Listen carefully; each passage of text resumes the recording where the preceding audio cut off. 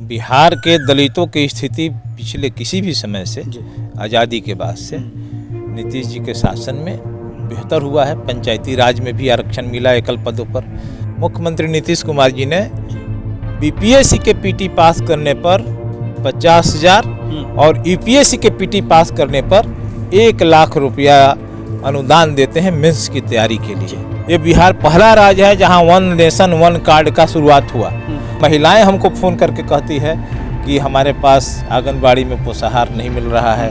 VIP party के पास में एक भी अपना एमएलए नहीं है।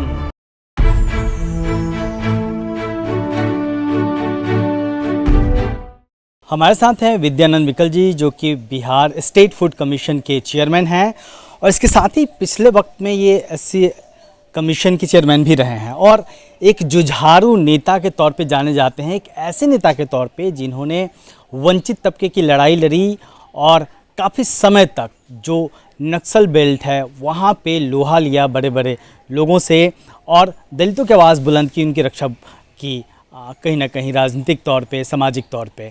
और अभी इनके पास स्टेट फूड आयोग की जिम्मेदारी है। सबसे पहले तो मैं आपको बताना चाह रहा हूँ कि स्टेट फूड कमीशन ये भारत सरकार के जो 2013 का राष्ट्रीय खाद्य सुरक्षा अधिनियम है उसके तहत राज्य, हमारा बिहार राज्य जो है पहला राज्य है। माननीय मुख्यमंत्री नीतीश कुमार पहले मुख्यमंत्री हैं जिन्होंने देश में सबसे पहले लागू किया था, आयोग बनाया था। और आयोग का हम छठा चेयरमैन है और इससे पहले 4 व्यक्ति के तौर पर 4 और क्रम में 5 लोग रहे हैं। तो मैं सबसे पहले मुख्यमंत्री नीतीश कुमार को धन्यवाद देना चाहते हैं कि उन्होंने इस जनरल पद पर मेरे जैसे एक दलित युवा को बिठाया है। ये काम सब कोई नहीं कर सकता है, दूसरे प्रदेशों में नहीं हो सकता है। अब हमारे सामने एक बहुत बड़ी चुनौती थी, क्योंकि पूर्व के जो अध्यक्ष थे उन लोग को भिन्न भिन्न मामलों में हटा दिया गया और जो विभाग है फिर आयोग में जो कर्मी है वो सीधे अध्यक्ष बनाम आदर्श बना हुआ था। उसके भुगतना हमें भी पड़ा है, लेकिन हमने पूरा नियम के तहत उसके सारे जितने प्रावधान है उसको संकट को झेलते हुए जगह पर लाया है। और आज मैं दावे के साथ कहना चाह रहा हूँ कि देश के अंदर में जितने भी आयोग है, हर राज्यों में इस टाइप का आयोग है, लेकिन हमारा जो आयोग है आज सबसे ज़्यादा चर्चा में है।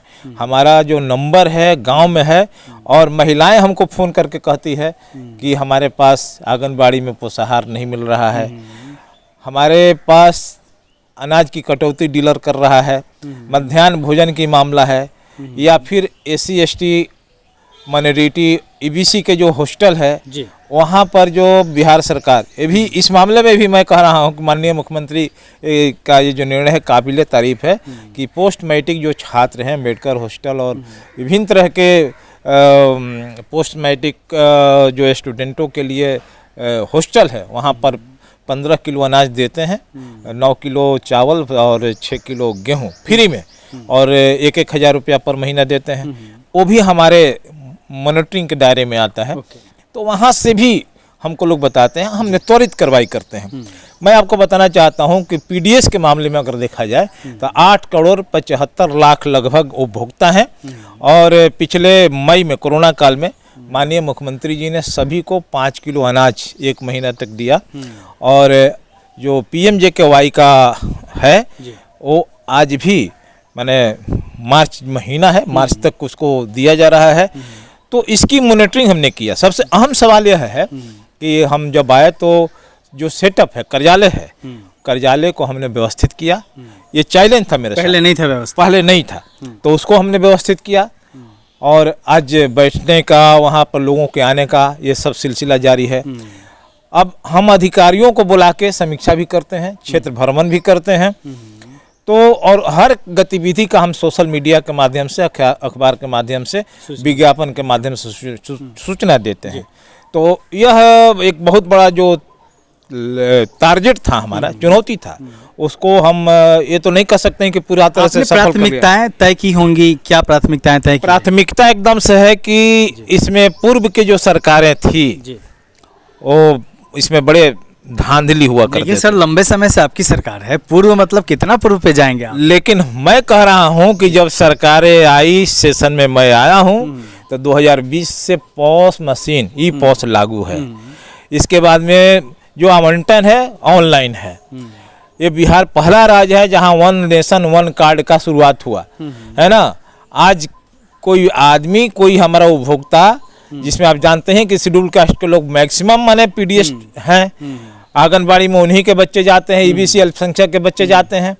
तो वैसे सारे लोगों को आज उसका लाभ मिल रहा है, बड़े पैमाने पर लाभ मिल जहाँ रहा लाभ है। नहीं मिल रहा है उनकी शिकायतों को किस तरीके से आप तक पहुंचेंगे? उनकी शिकायतें हमारे पास बाई रजिस्ट्री, बाई व्हाट्सएप आता है, उस पर एक्शन हम लोग लेते हैं और सुनवाई करते हैं। मतलब कहीं फोन किसी को करते राशन हैं। नहीं मिल रहा है ठीक से, तो सीधे आपके कार्यालय में संपर्क कर सकता है, आपको चिट्ठी भेज सकता है। एकदम हमने सारा अपना व्हाट्सएप पर अपना कार्यालय का नंबर, वेबसाइट नंबर, ये भी मैं बताना चाह रहा हूँ जी, आपको। बताइए। हमारे आने के बाद में वेबसाइट हमने लगाया, टोल फ्री नंबर स्टार्ट किया, ये सब हमने काम को किया है, समझे ना। विज्ञापन देने का काम शुरू किया है, ये सब पहले नहीं था। तो जितना एक एसेट होना चाहिए था वो एसेट हमने मतलब डेवलप नीतीश कर लिया सरकार है। के जो दूसरे चेयरमैन थे इस रिजिम में बने 15 साल में, उन्होंने ये काम नहीं किया था। मैं तो दावे के साथ कोई भी कह सकता है। आज किसी से भी पूछ लीजिएगा कि आयोग को कब से जान रहे हैं, जी। खाद्य आयोग को, जी। तो खाद्य आयोग को जानिए रहे हैं। मतलब हमारे नई आने के बाद पहचान दे रहे हैं आप। एक नई पहचान आप है। एससी कमीशन के भी चेयरमैन रहे हैं उस एक दौर में, तकरीबन 110 साल हो गए बिहार को बने। कहाँ पहुँचे हैं दलित, चूँकि आप इस समाज को रिप्रेजेंट करते हैं सरकार के भीतर, और क्या चुनौतियाँ हैं उनके सामने? देखिए, मैं आपको बताना चाह रहा हूँ कि पिछले 15-16 सालों में नीतीश जी के आने के बाद में ये सिर्फ न्याय के साथ विकास के, समावेशी विकास के नारा ही नहीं दिया, बल्कि इन्होंने योजना बनाई। महादलित बनाए थे, तो कमीशन भी बनाए और फंडिंग इन्होंने जनरेट किया, उसके एजुकेशन पर, उसको स्किल डेवलपमेंट पर, उसके माने आधारभूत संरचनाओं को खड़ा करने पर। तो उस क्षेत्र में काफ़ी काम हुआ है ना। और अब तो सबका मान बराबर हो गया है, उनकी स्तर भी आगे बढ़ी है। तो यह हुआ सबसे माने जो बिहार झेल रहा था संकट, बिहार के दलित जो संकट झेल रहे थे, उसमें सुरक्षा का सवाल अहम था। हमारे लोग जो है 90 के दशक में, माने जो पति पत्नी की सरकार थी, उस सरकार में जनसंहार हो रहे थे उस समय, तब हम माले में थे।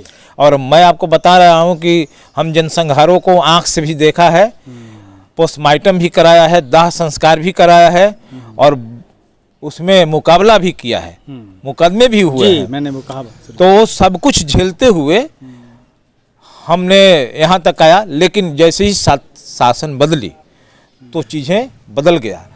और मैं आपको बताना चाह रहा हूँ, इसी से आप अंदाज़ा लगा सकते हैं कि जब एट्रोसिटी है, SC/ST एट्रोसिटी एक्ट जो बना हुआ है, उसमें एक प्रावधान है कि यदि किसी प्रॉन एरिया में ज़्यादा घटनाएं हो रही है एट्रोसिटी की, तो वहाँ पर कनीय पदाधिकारी से आप केस का अनुसंधान करा सकते हैं। ऐसे आमतौर पर DSP उसके अनुसंधान पदाधिकारी होते हैं।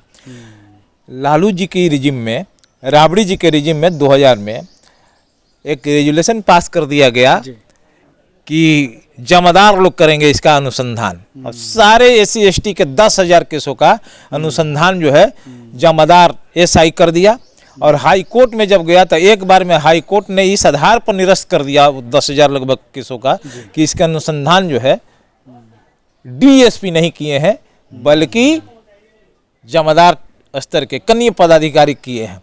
और उस 10,000 केस के जो अभियुक्त हैं, जिसमें गंभीर केस थे उस समय का, उसके सारे अभियुक्त बरी हो गए, और जो पीड़ित थे, विक्टिम थे, उनको न्याय नहीं मिल सका।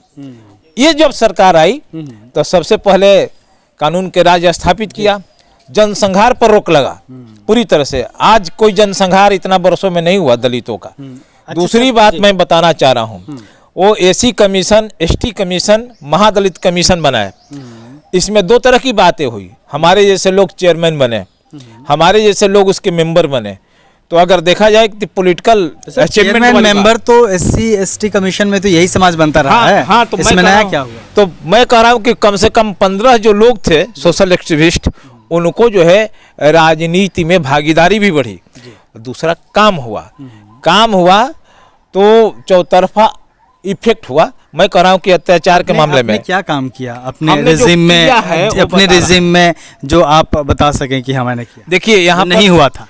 यहाँ पर तो आयोग पहला था जी और सब कुछ हमको ऑफिस कार्यालय से लेके सारा चीज़ को हमको अपने से करना पड़ा।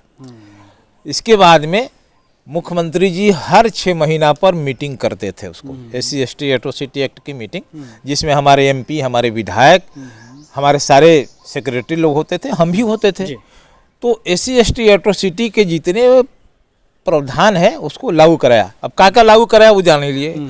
यहाँ पर सारे ADJ जो हैं वो स्पेशल कोर्ट के ADJ होते हैं, समझे कि नहीं। उनको केस देखना है, लेकिन वो देखते नहीं है, चूंकि लोड था। हम लोगों ने इसको चेक आउट किया और मीटिंग में रखा इस बात को। तो 5 एक्सक्लूसिव स्पेशल कोर्ट खुला। बिहार एक मॉडल इस मामले में, दूसरा किसी भी प्रदेश में नहीं है, जहां सिर्फ और सिर्फ जिस कोर्ट में SC/ST के वाद का सुनवाई डेली होता हो। वो कोर्ट हुआ पटना, भागलपुर, बेगूसराय, गया और मुजफ्फरपुर में। और फिर इसके बाद में जितने भी ADJ थे, मैंने वो सेशन में, वो सभी जगह काम शुरू होने लगा। दूसरा यह कि उसमें ऐसे ऐसे आदमी स्पेशल PP बने थे जो या तो शारीरिक अवस्था, मानसिक अवस्था खो चुके थे। उसका भी हम लोगों ने देखा, रिव्यू किया। तो ऐसी स्थिति में बिहार वो पहला राज्य है जब प्रस्ताव आया कि भाई मान लीजिए कि मनोबल बढ़ाना ही है, समझे कि नहीं। चूंकि हम देख रहे थे कि जो कन्विक्शन रेट है वो बहुत डिफरेंस नहीं है। जहाँ दलित भी कुछ थे, अनुसूचित जाति वर्ग के जितने लोग थे वो एडवोकेट, उनको स्पेशल PP बनाया गया। अच्छा, ये बात हुई। ये हुआ स्पेशल थाना खुले, पहले 9 थाना थे। हमारे आने के बाद में माननीय मुख्यमंत्री ने 40 पुलिस जिला है, 40 पुलिस थाना खोल दिए। अच्छा, जिसमें ये आपकी अनुशंसा पे हाँ, तो ये एक चीज ये हुआ। एक और बड़ी बात हुई कि पहले क्या था कि कोई घटना हुआ तो आपको इंजरी रिपोर्ट की बात है, इंजरी रिपोर्ट नहीं जाएगा तब तक कार्रवाई नहीं होगी। 60 दिन के अंदर में इसमें अनुसंधान पूरा करना है और 6 महीना 9 महीना पर मिलता था इंजरी रिपोर्ट। इस बात को रखा गया। तो ना सिर्फ इस मामले में, मेरे ही प्रपोजल के आधार पर उन्होंने सारे ही मामले में इस बात को लाया कि इंजरी रिपोर्ट सेम डे बन जाना चाहिए। क्योंकि अभी देख रहा है कि गोली लगा है बाएं हाथ में, 6 महीना के बाद में वो दिखा दिया दाहिना हाथ में। FIR करा कि बाएं और इंजरी रिपोर्ट करा दाएं, यहीं पर भेग हो जाता था। इस बारे में भी ये बात यहाँ पर लागू हुआ। तो इस टाइप से चीज। और दूसरी बात कि एट्रोसिटी के मामले में पहले 2.5 लाख रुपया मिलता था, 2 लाख रुपया था क्षतिपूर्ति मुआवजा मर्डर के मामले में, सामूहिक गैंग रेप के मामले में, और वितरण नहीं होता था। जब हम लोग काम शुरू किया, जब काम शुरू हुआ इस मुद्दे पर, तो आज 40 करोड़ से ज़्यादा हमारा बजट है। पहले लाख में था, आज 40 करोड़ बजट है। और उस बजट में से लगभग 30-35 करोड़ जो है वितरण हो चुका है। आज कोई बिहार में दलित का अत्याचार करके बैठ जाएगा, असंभव है। इसलिए कि पुलिस कार्रवाई करती है और उसको क्षतिपूर्ति वाला जो है मिल जाता है। मर्डर और सामूहिक गैंगरेप के मामले में सर 50% तुरंत चार्जशीट सबमिट हुआ, उसका 50 का 50% कन्विक्शन के बाद में 100%। इस मामले में बिहार जो है आयोग के बल पर मॉडल है। इस समाज के सामने चुनौती तो हम कह रहे हैं कि ये सारी परिस्थितियां, उसमें ये दलित समाज भी है। तो उसके सामने आज भी इस सब कुछ के बावजूद अभी जो है सुरक्षा वाली बात नहीं है जी। अभी रोजगार और मिले, है ना, इसकी मात्रा बढ़े, ये सब होना बाकी है। ये आप लोग लगे हैं। हाँ, इसी मोर्चे पर काम भी हो रहा है। जी। और इसका परिणाम अच्छा रहेगा नीतीश बाबू को। सर बहुत धन्यवाद, आपने वक्त दिया। धन्यवाद देता हूँ, हार्दिक शुभकामना देता हूँ। जी कैमरामैन सुशील कुमार जी के साथ मैं अशोक दास, दलित दस्तक।